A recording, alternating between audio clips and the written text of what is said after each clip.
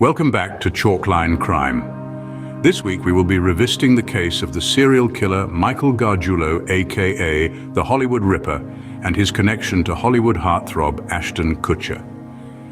Our story begins in the year 2001 with the brutal murder of Ashley Ellerin. Ellerin, a beautiful young fashion student, was preparing for a date with none other than Ashton Kutcher the night she was killed. Kutcher arrived at her home, but after receiving no response to his knocks, he left, unknowingly leaving behind a gruesome scene. Ellerin's life was claimed by Michael Thomas Gargiulo, a man whose outwardly ordinary persona concealed a dark and monstrous nature. Known as the Hollywood Ripper, this former handyman and aspiring actor was responsible for a horrifying series of home invasion murders. Fast forward to 2005, Gargiulo claimed another life, Maria Bruno.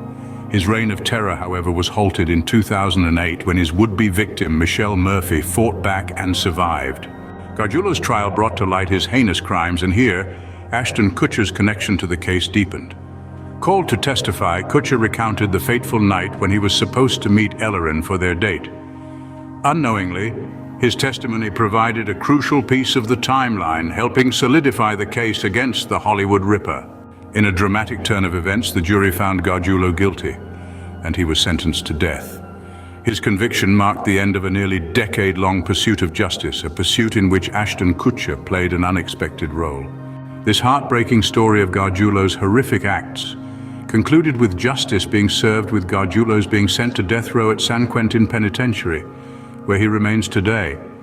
That was the case until September of this year. During the sentencing phase of Ashton's former co-star from the 70s show and The Ranch, Danny Masterton's essay trial statements made to the judge begging for leniency leaked to the press, made by Ashton and his wife Mila Kunis, that were overwhelmingly supportive of Masterton. Something that did not go over well with the public or Masterton's victims. Kutcher and Kunis took to social media, releasing a video shortly thereafter to apologize to the public for their support of Masterton, which was generally panned as feeling scripted and disingenuous.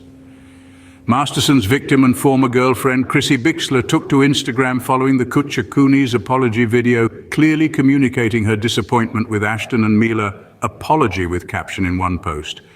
"Dear Ashton, I know the secrets your role model keeps for you, ones that would end you. Did you forget I was there?" And another post caption stating, "You'll want to ask Ashton Kutcher if he remembers that orchestrated meeting between him, January Jones, Laura Prepon, and me that took place in my, Danny Masterson's, living room in 1998. I know the secrets your role model keeps." She then hashtagged hidden camera and ended it with a question mark. Which leads us to the question, is this just hearsay, or is there a lot more to this story, fueled by the credibility of Bixler's, whose testimony led to the conviction of Masterton and is likely spending the remainder of his life in prison? As one starts to peel away the skin of this case like an onion, the more the Church of Scientology seems to reveal itself layer after layer, who Danny Masterton was well known to be involved with, and Kutcher and Kunis' denial of membership becomes murky the further one digs. Chalkline Crime continues to be on the ground in California, investigating and monitoring this case, and we'll be diving more into Scientology in part 2 of this video series at a later date. Till then, my friends, stay safe out there, and remember, no matter how rich you are or how famous you are, no one is above the law.